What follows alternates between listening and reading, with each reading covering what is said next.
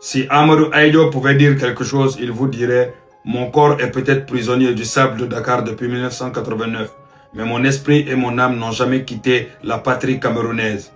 Aujourd'hui, mon âme est torturée par le spectre désastreux de ce qu'est devenu le Cameroun, notre pays. » Rappelez-vous, le 4 novembre 1982, à 20h précis, je m'adressais à vous, à la radio, pour la dernière fois en tant que président. Ce soir-là, j'ai posé l'acte qui allait sceller le destin du Cameroun pour les 40 années à venir. Je vous ai dit, j'invite toutes les Camerounaises et tous les Camerounais à accorder leur confiance à mon successeur Paul Biya. Il mérite la confiance de tous. Quelle erreur tragique. J'ai demandé au peuple de lui faire confiance. Et aujourd'hui, je vois ce même homme devenu un dictateur inamovible, régner sur un champ de ruines. J'ai cru passer le témoin à un bâtisseur. J'ai ouvert la porte au chaos. Je vois mon Cameroun plongé dans l'obscurité, paralysé par la corruption, le pillage à ciel ouvert des caisses de l'État et les guerres de succession, alors que ma seule obsession pour vous était la discipline. Chaque année, chaque 31 décembre, lors de mes vœux de fin d'année, je vous martelais la même règle d'or. Le Cameroun ne se construira pas par des discours, mais par le travail de ses enfants. Aujourd'hui, le palais de Yaoundé ne produit plus que des discours creux pendant que le peuple souffre. Le pire pour mon âme, c'est de voir la nation se déchirer. Lors des grands congrès à Douala et à Garoua, j'avais levé le ton pour vous prévenir. Le Cameroun est un et indivisible. Quiconque, j'ai bien dit quiconque tentera de diviser le Cameroun me trouvera sur son chemin. Regardez-vous maintenant. Le tribalisme et la haine identitaire rongent nos fondations, sous le regard complice de ceux à qui j'ai légué le pouvoir. Oui, on m'a trahi. On m'a condamné à mort par contumace. On m'a poussé à l'exil et on refuse toujours de rapatrier mes restes. Le premier président de la République, de votre République, repose en terre étrangère. Mais que les choses soient claires, cette terre du Sénégal est devenue ma terre. Car là-bas, au cimetière de Yoff, j'ai été accueilli avec les honneurs par mes frères Léopold Sédar Senghor et Abdou Diouf. Ils ont respecté l'homme d'État quand ma propre créature me tournait le dos. Retenez bien ce que je vous disais le 4 novembre 1982. Les dirigeants passent, les institutions restent, mais le Cameroun éternel demeure. Le régime actuel passera. La dictature passera. Le dictateur passera. Leurs fortunes volées passeront. Mais le Cameroun, lui, survivra. Mon corps est à Dakar, mais mon âme rôde à Yaoundé, à Douala, à Garoua. Et elle attend le réveil des véritables patriotes. Bonjour les amis, j'espère que vous allez vous porter bien. J'espère que vous allez bien, que vous portez bien. Et là, on fait un message, un cri de cœur, hein, c'est un cri de cœur, cri de la tombe d'Amadou Ahidjo au Cameroun. C'est-à-dire, il s'est mis en position d'Amadou Ahidjo pour passer un message au Cameroun en disant, vous savez, moi, je n'ai pas connu Amadou Ahidjo. Je ne l'ai pas connu. Voilà. Je suis né bien après 1982, bien après sa mort même. Donc, je ne l'ai pas connu. Mais nos parents nous parlaient beaucoup de lui, comme tout le monde. Hein. Et quand on écoutait nos parents, ils nous disaient Ahidjo, c'est pas comme s'il était le mieux. D'ailleurs, il a participé aussi un peu à la mort de beaucoup d'activistes camerounais à l'époque. Mais tous étaient d'accord avec un truc, c'est que Amadou Ahidjo pensait le Cameroun un. Amadou Ahidjo se battait quand même pour laisser un Cameroun uni. Il a quand même essayé, tant bien que mal, de faire ce que le Cameroun évolue. Vous savez, un chef d'État, tout c'est tard. Hein. D'ailleurs, c'est pas moi qui le dis. Quelqu'un dit toujours qu'on ne fait pas la politique sans avoir les mains sales. C'est impossible. Donc chacun laisse tout derrière lui sa part de saleté. Oui, un peu. Mais il est important de se rappeler toujours que dans la saleté qu'on laisse, il y a toujours un bien qu'on laisse. Donc il faut toujours peser les deux. C'est comme une personne. Hein. Je dis toujours aux gens que chaque personne a une qualité et un défaut. Et il faut être capable de comprendre les défauts, mais il faut aussi analyser les qualités. Et d'ailleurs, moi je dis souvent aux gens, pour aimer une personne, il faut savoir aimer ses défauts. On n'aime pas les qualités, on aime les défauts. Et donc, dans le message qu'il renvoie ici, en se passant, parce qu'il se met vous voyez qu'il se met comme Amadou Ahidjo, il dit, j'ai fait une erreur. C'est-à-dire, Amadou Ahidjo se dit, j'ai fait une erreur en laissant Paul Biya. D'ailleurs, le coup d'état de 83, 84, montre effectivement que Amadou Ahidjo a compris qu'il avait fait l'erreur et il voulait reprendre son pouvoir. Bien, il était à tard.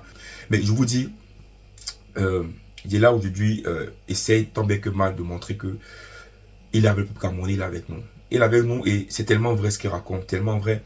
Et tous les gens le disent ici là, le Cameroun est éternel. On reste éternel. Pour les dirigeants passent, les institutions restent, les institutions restent, mais le Cameroun demeure. Allez, le Cameroun reste et restera toujours. Parce que tout le monde passera. À un moment donné, les Camerounais se libéreront un jour. Je vous ai dit, il n'y a aucune tyrannie qui reste pour toujours. Mais il est là, à cette voie, à cette pose, à cette... c'est pas à ce recul quand même que le fait qu'il n'est pas Camerounais puisse parler au nom des Camerounais. Parce que là, il a parlé au nom d'Amadou Ahidjo. C'est fort quand même. Il a parlé au nom d'Amadou Ahidjo en disant que le Cameroun va grandir. Les Camerounais ne pleurez pas. Restez tranquilles. Mon âme rôde. Vous allez grandir. Ça ira mieux. Ça ira mieux. Ne vous inquiétez pas. Et ce message est tellement fort. Vous voyez, c'est un message tellement fort. On a l'impression qu'il nous parle à nous. Ouais, un peu. C'est-à-dire qu'il est là, se place au niveau d'Amadou. Dit, Camerounais, je vous parle.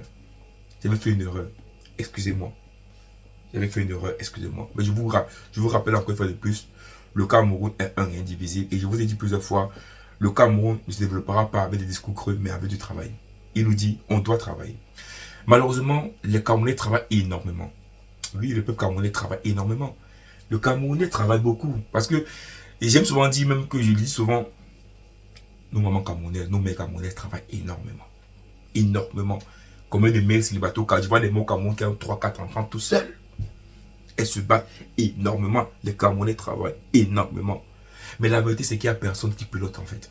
Le pilote, celui qui est là, qui doit conduire tout ce monde-là, qui est dans l'avion, il a laissé tomber l'avion. Il a laissé tomber l'avion. Et donc, quel qu'en soit ce que tu vas faire à l'intérieur de l'avion, quel qu'en soit le combat que tu feras à l'intérieur de l'avion, si le pilote a lâché l'avion, a lâché les pédales, a lâché tout, vous allez tout tomber en fait. C'est la vérité. Et donc, vous voyez donc que aujourd'hui, au premier Cameroun, c'est qu'on recherche un bon pilote. C'est ça le problème. Le pilote n'est plus là. Le pilote n'est plus là. Donc, c'est clair que si le pilote n'est pas là, on ne va pas enterrer à bon port. C'est impossible qu'on atterre à bon port. Donc, le Cameroun recherche son pilote. Et aujourd'hui, dans ce message de là, il dit, les Camerounais vont se réveiller.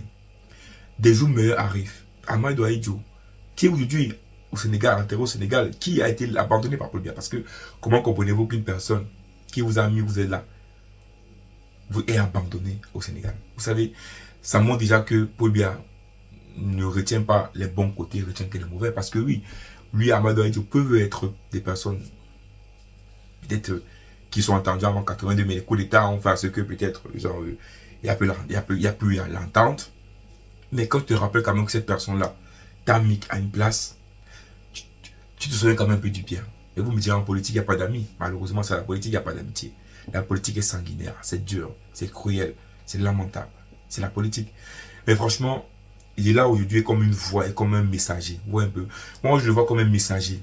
Et c'est des gens comme ça qui arrivent, ils sont comme des messagers où il apaise des cœurs. En même temps qu'il apaise des cœurs, en même temps, il apaise les cœurs des Camerounais. Il leur montre qu'il est possible d'avoir un Cameroun nouveau.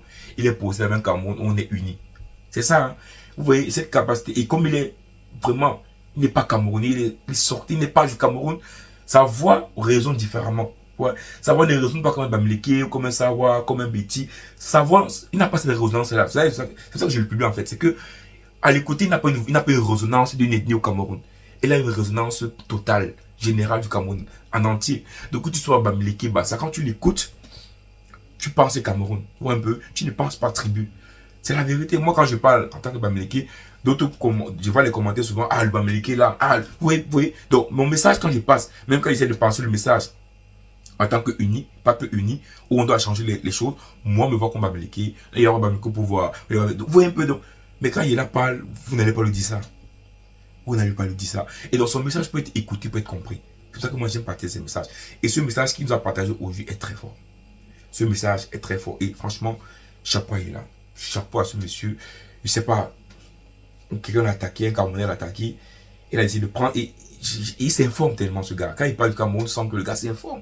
Il ne parle pas comme ça. J'ai l'impression que les informations qu'il y a, comme si on envoie les informations, ou bien comme s'il fait des recherches, mais il est informé. Il sait exactement ce qui s'est passé au Cameroun. Et il a décidé d'être du côté du peuple camerounais. C'est tout. C'est tout.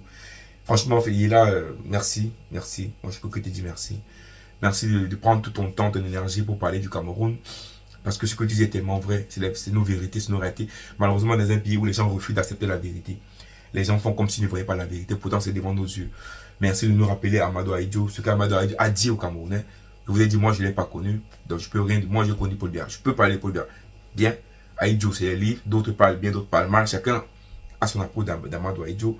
Mais moi, ce que mon père me parlait d'Amadou Ahidjo, c'est qu'Amadou Ahidjo, à l'époque d'Amadou Ahidjo, c'était bien. Moi, mon père me disait tout ça. Nous, on était bien, on avait très peu, on vivait très bien, on n'avait pas de problème. Aujourd'hui, c'était compliqué. Donc, les gens, vous savez, les peuples, c'est par rapport à ce qu'ils vivent. Donc, c'est leur vie quotidienne qui peuvent juger un président. Et moi, mon père me disait toujours, à l'époque d'Ahidjo, notre vie quotidienne était 10 fois meilleure qu'aujourd'hui. Moi, mon père me disait tout ça.